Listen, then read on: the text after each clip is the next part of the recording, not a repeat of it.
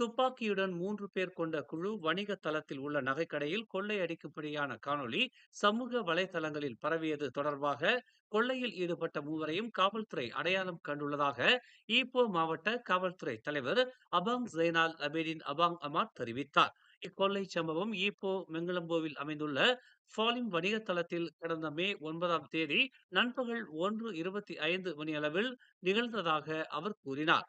பாறாங்கத்திகளுடனும் துப்பாக்கியுடனும் 3 பேர் அடங்கிய கும்பல் இக்கொள்ளை சம்பவத்தில் ஈடுபட்டிருந்ததாகவும் சம்பந்தப்பட்ட நகைக்கடையிலிருந்து 3,90,000 வெள்ளி மதிப்பிலான நகைகளை கொள்ளையடித்திருப்பதாகவும் தெரிய வந்துள்ளது.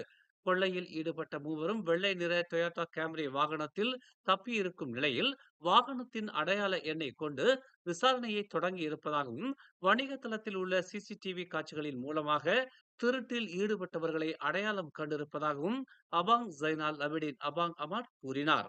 மேலும் செய்திகளை தெரிந்து கொள்ள தமிழ் மலர் நாளிதழை பாருங்கள். உடனுக்குடன் செய்திகளை தெரிந்து கொள்ள தமிழ் மலர் இணையதளம், தமிழ் மலர் செயலி மற்றும் மலர் டிவி யூடியூப் சேனலை வலம் வாருங்கள்.